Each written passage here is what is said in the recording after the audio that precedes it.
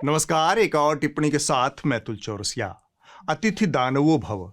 देखते ही देखते अतिथि देवता से दानव हो गए। इसी भारत की संस्कृति में यह सब संभव हुआ। लेकिन पहले एक जरूरी जानकारी, फिर विस्तार से बताऊंगा कि यह सब कैसे हुआ। न्यूज लॉन्ड्री हिंदी के सभी दर्शकों के लिए खुशखबरी है। हमारे नए सब्सक्रिप्शन प्लान में इस समय विशेष छूट चल रही है। 3 महीने का सब्सक्रिप्शन 900 रुपए से घटाकर सीधा 499 रुपए कर दिया गया है और 6 महीने का सब्सक्रिप्शन 1800 से घटाकर सीधा 999 रुपए कर दिया गया है। यह ऑफर सीमित समय के लिए उपलब्ध है। हमें अपना कामकाज जारी रखने के लिए अक्टूबर के महीने में 800 नए सब्सक्राइबर बनाने हैं। अभी तक हम तय लक्ष्य से बहुत पीछे हैं। उम्मीद है आप हमारी मदद करेंगे, क्योंकि हमारा मानना है कि किसी स्वस्थ लोकतंत्र में पत्रकारिता की कमान उसके नागरिकों यानी आपके हाथ में होनी चाहिए। अब हम अतिथियों की बात कर लेते हैं। विद्वानों ने कहा था, देव पितृ कार्याभ्याम न प्रमदितव्यम। मातृदेवो भव, पितृदेवो भव, आचार्य देवो भव, अतिथि देवो भव। यानी माता पिता गुरु और अतिथि देवता के समान होते हैं। यह उस भारत की बात है जो संस्कारी, सहिष्णु और सभ्य हुआ करता था। फिलहाल हमारी सारी तारीफें इस बात में है कि हम कितने असभ्य, कमजोर, असहनशील, काइयां और तंग दिल हो सकते हैं। आजकल इन्हीं गुणों में टॉप करने की होड़ चल रही है। इस होड़ में अभी तो अतिथि ही दानव हुए हैं। आगे जाकर गुरु, माता और पिता भी दानव बन जाएं तो हमको आपको चौंकना नहीं है। इसे माथे पर मेडल की तरह चिपका लेना है। जय श्री राम, जय श्री राम, जय श्री राम, जय श्री राम, जय श्री राम, जय श्री राम, जय श्री राम, जय श्री राम। बाबर का नाम मिटाओ, बाबर का। पाकिस्तान, भारतीय जनता पार्टी जिंदाबाद। भारत पाकिस्तान के बीच विश्व कप में क्रिकेट का मैच हुआ और भारतीयों ने सदाचार शिष्टाचार की चदरिया झीनी झीनी नहीं बल्कि चिंदी चिंदी कर दी। मैच से पहले और मैच के बाद छोटे दिल और छोटे दिमागों का चौतरफा प्रदर्शन हुआ।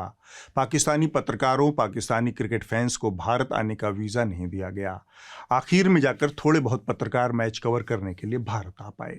अभी आपको बताएं, वर्ल्ड कप 2023 में शिरकत के लिए पाकिस्तानी शायकीन और सहाफ़ियों को अभी तक वीज़े नहीं दिए गए हैं। अब भारतीय वीज़ों का इंतज़ार किया जा रहा है। कहते हैं कि खिलाड़ी मुल्कों के सफ़ीर होते हैं और खेलों की कोई सरहद नहीं होती, लेकिन इस वक्त तो वाज़े तौर पर जो है वो डिवाइड एंड रूल की पॉलिसी दिखाई दे रही है। इसका नतीजा ये हुआ कि अहमदाबाद का स्टेडियम भारत की जनसंख्या विस्फोट का ब्रांड एम्बेसडर बन गया। 1.25 लाख भारतीय 11 पाकिस्तानियों के पीछे पूरे मैच के दौरान गाली गलौज का हथगोला मुंह से दागते रहे। इस तरह पाकिस्तान समेत दुनिया के दीगर मुल्कों को एहसास हुआ कि जनसंख्या के मामले में हम भले ही बहुत बारीक अंतर से नंबर 1 पर पहुंचे हैं, लेकिन बदतमीजी का पहला पायदान बड़े अंतर से हमारे पास ही है। यह भी पहली बार हुआ कि जिस देश के महान गुरु ने अपने वीरों से नारा लगवाया था, 1.25 लाख से 1 लड़ाऊं, तब गुरु गोविंद सिंह ना कहाऊं, उस भारत के नेताओं ने कहावत को उलटते हुए 1.25 लाख हिंदुस्तानियों को 11 पाकिस्तानियों से भिड़ा दिया। नतीजतन पाकिस्तानी टीम के एक अधिकारी को कहना पड़ा, यह आईसीसी का इवेंट नहीं होकर बीसीसीआई का आयोजन बन गया। It didn't seem like an RCC event tonight, let's be brutally honest. It seemed like a bilateral series. It seemed like a BCCI event. I didn't hear Dil Dil Pakistan coming through the microphones too often tonight. अतिथि को देवता से दानव बनाने की प्रक्रिया match शुरू होने से बहुत पहले ही शुरू हो गई थी। मैच वाले दिन अखबारों में एक विज्ञापन आया। यह विज्ञापन मेक माई ट्रिप और होम स्टेज एंड विलास नाम की कंपनियों ने साझा रूप से जारी किया था।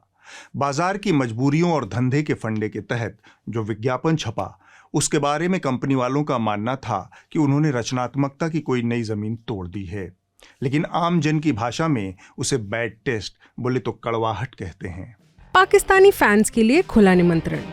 अगर पाकिस्तान 10 विकेट या 200 रनों से हारी तो 50% की छूट। Code boys played well. 6 wicket या 100 रनों से हारी तो 30% की छूट। कोड एक शाहीन हार।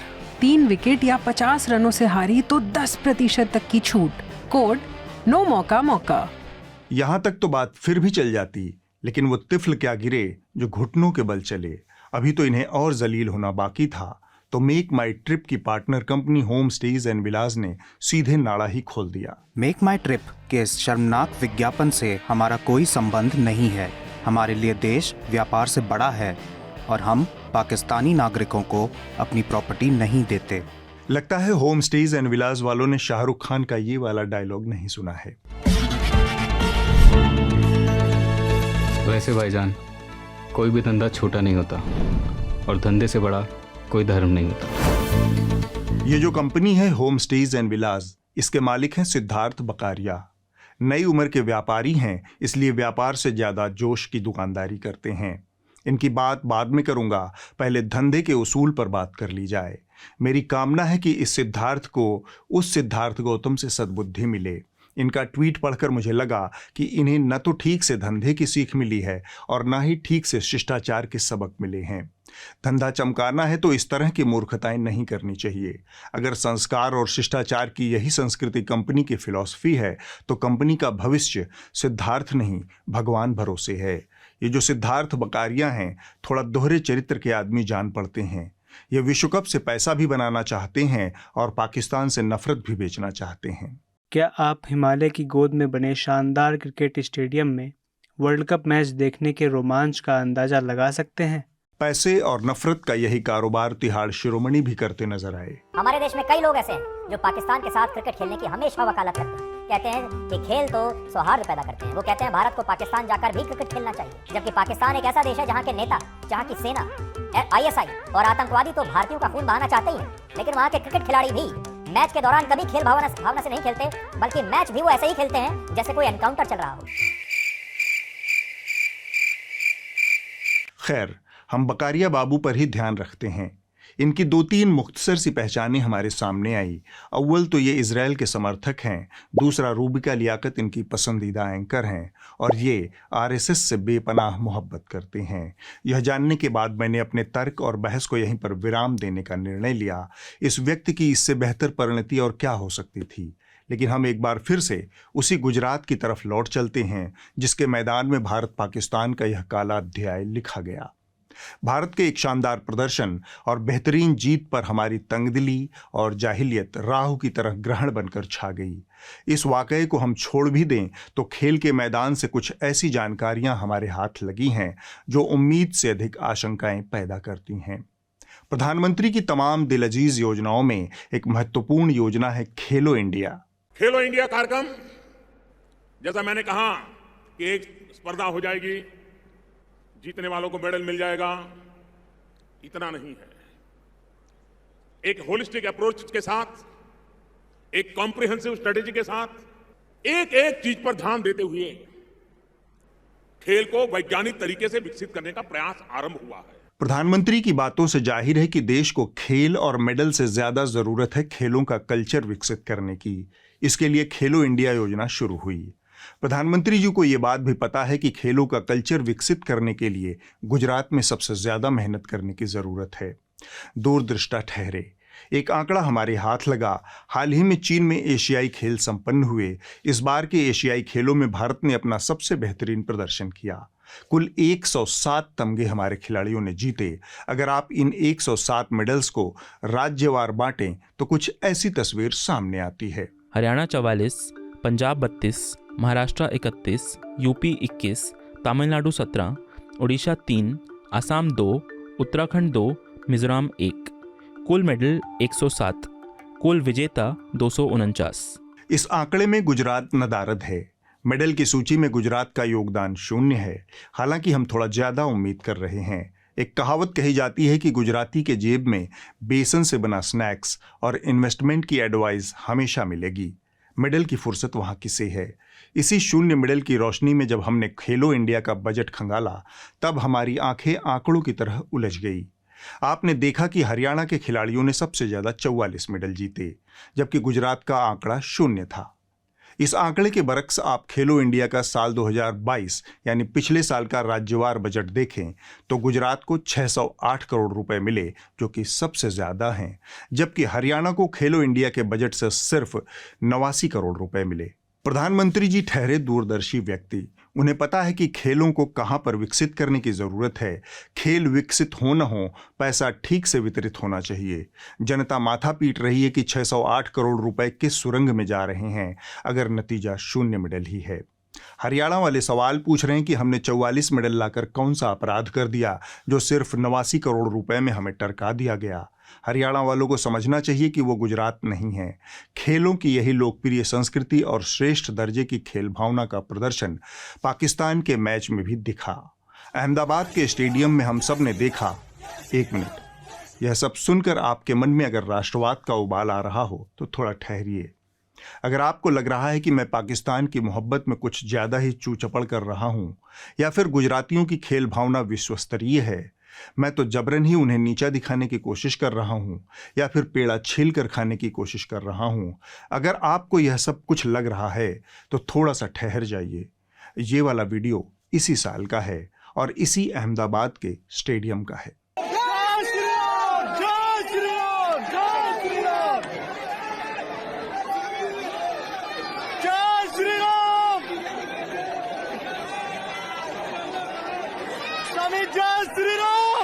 ये जो भी लोग थे, चाहे गुजरात के हों या फिर देश के किसी भी हिस्से के हों, ये पाकिस्तान को निशाना नहीं बना रहे। ये उन्मादी कट्टरपंथी लोग हैं। इन्हें भारत और पाकिस्तान का अंतर नहीं पता है, इन्हें सिर्फ लोगों के धर्म पता हैं। इसीलिए यह मौका पाकर मोहम्मद रिजवान को भी गाली देने लगते हैं और मौका पाकर मोहम्मद शामी को भी निशाना बना लेते हैं।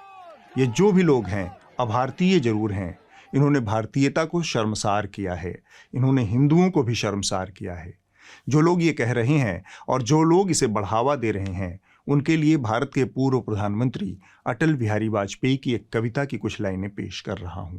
वैसे तो इनका पढ़ने लिखने से कोई वास्ता नहीं है, फिर भी। छोटे मन से कोई बड़ा नहीं होता, टूटे मन से कोई खड़ा नहीं होता। मन हार कर मैदान नहीं जीते जाते, मन हार कर मैदान नहीं जीते जाते, न मैदान जीतने से मन ही जीते जाते। आखिरी वाली लाइन बहुत मानीखेज है। इस पूरी घटना का सार संक्षेप, न मैदान जीतने से मन ही जीते जाते हैं। आपने भले ही मैदान जीत लिया होगा, लेकिन मन तो नहीं जीत पाए, क्योंकि आपका मन छोटा है। और अंत में अंतिम जानकारी, जिस मैदान में यह मैच हुआ उस स्टेडियम का नाम नरेंद्र मोदी स्टेडियम है। इस पूरी पटकथा का मंचन इससे बेहतर किस मंच पर हो सकता था। अब आगे बढ़ते हैं। हमास और इजरायल के बीच एक बार फिर से जंग छिड़ गई है। अब तक के सबसे जानलेवा संघर्ष में दोनों तरफ से 3000 से ज्यादा लोगों की मौत हो चुकी है। और इस जंग में एक बार फिर से जिसको सबसे ज्यादा नुकसान झेलना पड़ा है, वो है फिलिस्तीन के स्वाधिकार का मुद्दा, उसके आत्मनिर्णय का मुद्दा, उसके संप्रभु राष्ट्र के अधिकार का मुद्दा। अगर आपने बीते कुछ दिनों में भारत के खबरिया चैनलों का मुआयना किया होगा तो आपको कुछ ऐसा दिखा होगा। जब आतंक के खिलाफ लड़ाई हो ना, तो ये तटस्थता वाला ड्रामा नहीं करना चाहिए कि मैं तो न्यूट्रल हूं जी, मैं तो न्यूट्रल हूं जी, मैं ना इधर का ना उधर का, मैं तो न्यूट्रल हूं। या तो आप आतंक के खिलाफ हैं या आतंक के साथ है, इसमें कोई इफ एंड बट नहीं होता। इजराइल के लिए ये मारो या मरो की लड़ाई है। या तो इजराइल दुश्मन को खत्म कर दे, वरना वो खुद खत्म हो जाएगा। ऐसे में क्या एक ही बचेगा। बीते 50 घंटों से टैंक, तोप और आर्टिलरी धूल फांक रहे हैं, मगर क्यों? क्या हमास पर हमला करना इजराइल के पोते की बात नहीं? जैसे लश्कर तैयबा और पाकिस्तान अलग नहीं है, जैसे जैश मोहब्बत और पाकिस्तान अलग नहीं है, ये सब एक है। जैसे तालिबान और अफगानिस्तान अलग नहीं है, इसलिए हमास और फिलिस्तीन एक है। युद्ध का उन्माद, जाहिलियत भरी चीख पुकार, हिंसक बयानबाजी, मिट्टी में मिलाने के जुमले हमारे खबरिया चैनलों पर घिस घिस कर अपना मतलब खो चुके हैं। जब हल्ला इतना तेज हो, जब शोर इतना ज्यादा हो कि सोचने समझने की ताकत कम होने लगे, जब बेकाम की बातों के ढेर से 2-4 काम की बातें ढूंढने की चुनौती हो, तब थोड़ा ठहर जाना चाहिए। रुककर चीजों के सम पर आने का इंतजार करना चाहिए। जटिलता को थोड़ा सरल करने की कोशिश करनी चाहिए। इजराइल फिलिस्तीन का मामला बहुत जटिल है। इसका कोई एक हल और सबको स्वीकार्य हल निकालना बहुत मुश्किल है, लेकिन अंततः इसे हल तो आमने सामने बैठकर बातचीत से ही करना होगा। हमारे चैनलों के अंधे युद्धोन्माद में फंसकर आप अपना विवेक मत खोइए। हमास ने जो शुरुआत की है वह अमानवीय है, आतंकवादी गतिविधि है, लेकिन क्या अवैध के ऊपर अवैध का तिलिस्म खड़ा करने से इजरायल और फिलिस्तीन का मसला हल हो जाएगा? क्या हमास के अवैध पर इजराइल के हर अवैध कारनामे को उचित ठहराया जा सकता है? बहस को सिर्फ हमास पर केंद्रित करके इस विवाद की ऐतिहासिकता को छुपाया जा सकता है क्या? क्या यह सच नहीं कि फिलिस्तीन के ऊपर फिलिस्तीनियों का जायज़ हक है? क्या यह सच नहीं कि इजराइल ने जिस तरीके से फिलिस्तीनी ज़मीन पर कब्जा किया है वह अवैध था और किसी भी संप्रभु, जागृत और सजग समाज के लिए अस्वीकार्य था? शुक्र है भारत सरकार ने थोड़ा देर से ही सही अपनी ऐतिहासिक स्थिति को स्पष्ट किया। देखिए, हमारी जो पॉलिसी रही है वो हमेशा लॉन्ग स्टैंडिंग रही है, कंसिस्टेंट भी रही है। भारत ने हमेशा कहा है कि डायरेक्ट नेगोशिएशंस किया जाए, उनकी शुरुआत फिर से करें, उसका समर्थन किया है, जो कि इजराइल के साथ ऐसा, ताकि इजराइल के साथ शांति से सुरक्षित और रिकॉग्नाइज सीमाओं के भीतर रहने वाले एक संप्रभु, स्वतंत्र और वायबल पैलेस्टीनियन स्टेट का स्थापना करेगा। लेकिन विदेश मंत्रालय के लिए लगे हाथ कुछ ऊहापोह की स्थिति भी बन गई। किसी पत्रकार ने बागची साहब से पूछ लिया कि भारत का इंटरवेंशन जैसा कोई विकल्प भी खुला है क्या? You had asked about whether the intervention, I don't know what you meant by intervention. We are, as I said, our focus is to assist our citizens. शायद उस पत्रकार के दिमाग में वही पुरानी फिल्म चल रही होगी कि मोदी जी ने यूक्रेन रूस का युद्ध 24 घंटे के लिए रुकवा दिया था। हमने कभी ऐसा नहीं देखा कि भारत के 35,000 बच्चे यूक्रेन में पढ़ने के लिए फंसे हो और भारत के प्रधानमंत्री यूक्रेन और रशिया के राष्ट्राध्यक्षों से बात करें कि भैया हमारे बच्चों को हमें वापस लाना है, थोड़ा गोलाबारी 2-3 दिन के लिए बंद करो और 72 घंटों के लिए 2 देश के युद्ध का सीज फायर हो जाए। ये हर भारतीय के लिए गौरव की बात है। बहरहाल विदेश मंत्रालय के प्रवक्ता ने फिलिस्तीन के मुद्दे पर भारत का जो रुख रखा वह इस देश की चुनहराई हुई अंधभक्त ब्रिगेड और हुड़कचुल्लू एंकराओं के लिए राह दिखाने वाली रोशनी साबित हो सकती है। लेकिन हमारे देश में हर गंभीर से गंभीर चीज में नमूनाबाजी का प्रवेश अनिवार्य है। इस मानवीय त्रासदी में भी नमूनाबाजी घुस गई। हम इजराइल के नेताओं से कहना चाहते हैं कि वो हमें इजराइल में बसने की सुविधा दें। हमारी धार्मिक आस्थाओं और धार्मिक मान्यताओं के साथ हमें इजराइल में बसने की सुविधा दें, क्योंकि जिस बीमारी से वो लड़ रहे हैं, मानवता के जिस कैंसर से वो लड़ रहे हैं, हम पिछले 1400 सालों से उस कैंसर के पीड़ित हैं। इस नमूने को लगता है कि भारत में जो इस्लाम है या कट्टरपंथी इस्लाम से जो टकराव है वह यहूदियों और ईसाइयों से भी पहले से चला आ रहा है। बल्कि ये कहें कि इस्लाम की उत्पत्ति के साथ ही 1400 सालों से हिंदुओं का टकराव शुरू हो गया था। बाद में इसमें यहूदी और ईसाई भी कहीं से जुड़ गए होंगे। दर मूर्खों की पौ 12 हो गई है।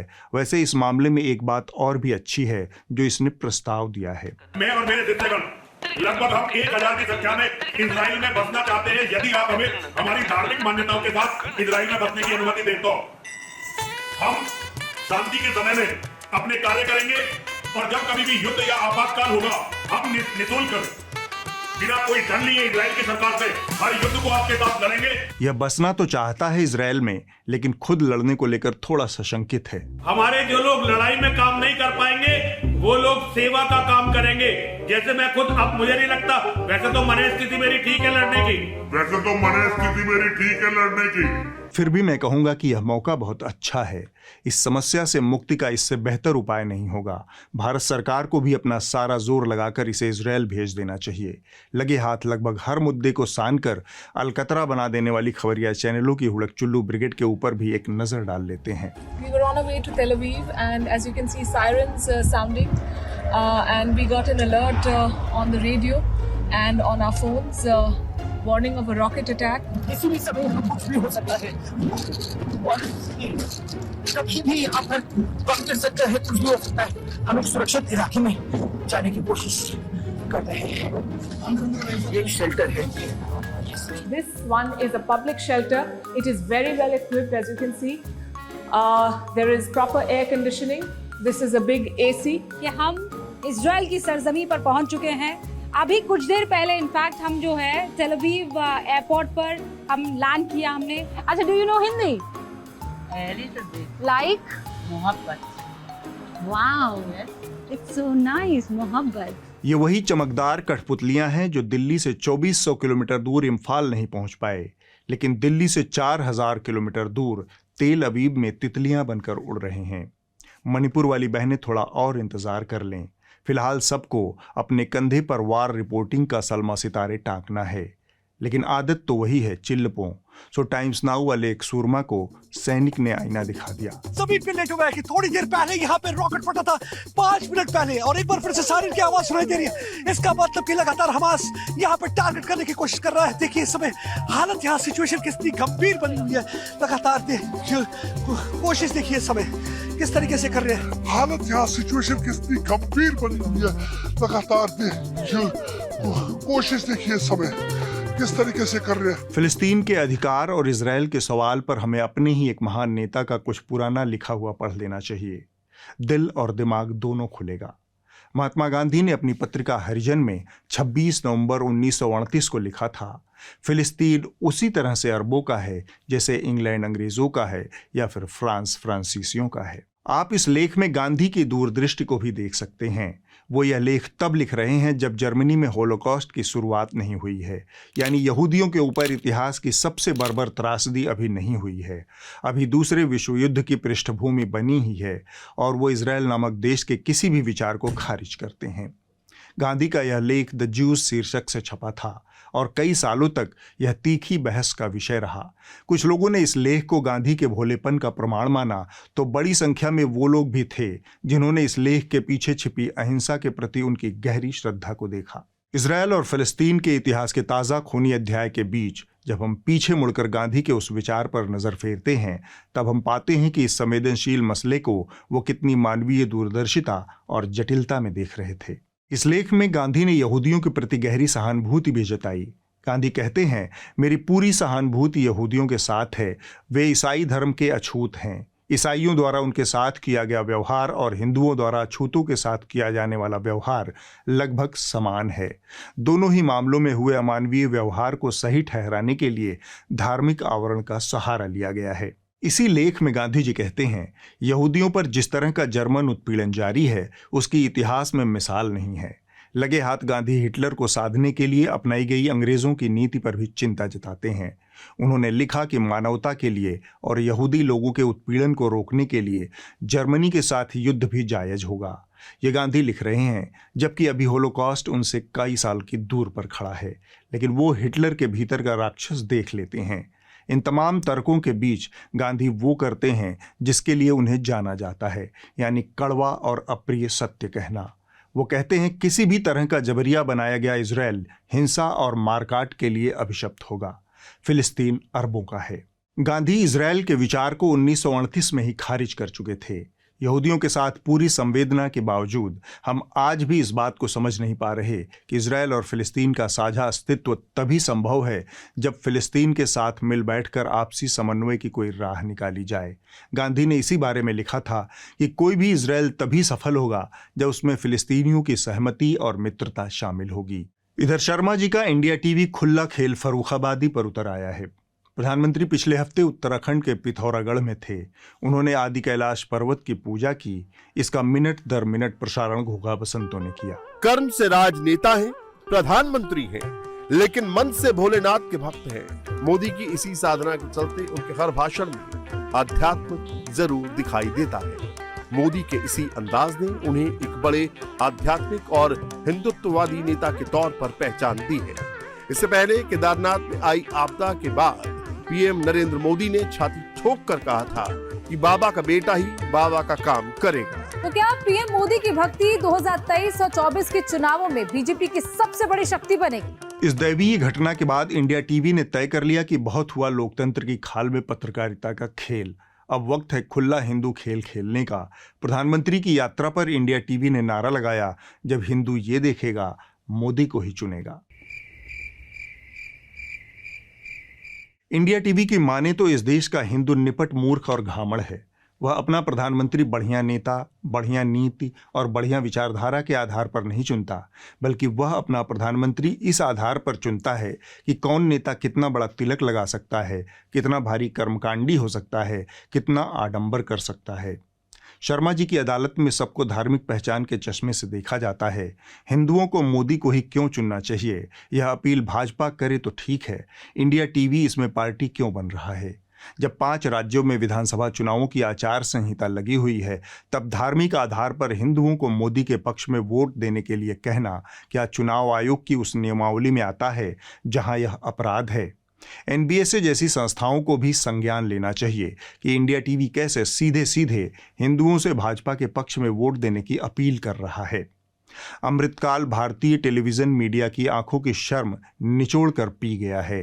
अब आप इस हफ्ते की रिपोर्ट देख लीजिए। कही जा रही थी बातें कि अंदर में भी सोशल डिस्टेंसिंग का ख्याल रखा जाएगा। ट्रेनें तो खुल दी हैं, लेकिन कैसे स्टेशन पर thousands of the migrants workers in different groups walking. इस हफ्ते की रिपोर्ट मोजो स्टोरी से है। यह रिपोर्ट देश भर के अलग अलग हिस्सों में सरकारी अस्पतालों में चल रही टीबी की दवा की किल्लत से जुड़ी है। गौरतलब है कि भारत सरकार ने 2025 तक देश को टीबी से मुक्त करने का संकल्प ले रखा है। इस बाबत अभियान चल रहा है, लेकिन देश के सरकारी अस्पतालों में टीबी की दवाएं उपलब्ध नहीं हैं। कुछ मीडिया रिपोर्ट्स के अनुसार इंडिया में जून के महीने से एमडीआर टीबी के ड्रग्स की कमी देखी जा रही थी। अभी लिखी थी न, पहले तो लिखी ना, लेकिन ये दवाई दी नहीं। नो कह रहे थे है ना ये दवाई, ये तो इनने दे दी, और जो इस पे लिख रखी है पूरी दवाई नहीं मिली अभी। जून से हमारे पास कुछ इंफॉर्मेशन आने लगा पेशेंट से फ्रॉम ऑल ओवर। ऐसा नहीं है कि कोई स्टेट बच गया है। नागालैंड से आया है, बिहार से आया है, झारखंड से आया है, चेन्नई, केरला, दिल्ली, महाराष्ट्र, हिमाचल प्रदेश, ये सब जगह से इंफॉर्मेशन आने लगा कि पेशेंट्स को दवाएं नहीं मिल रहे। अगले हफ्ते होगी एक और टिप्पणी। नमस्कार।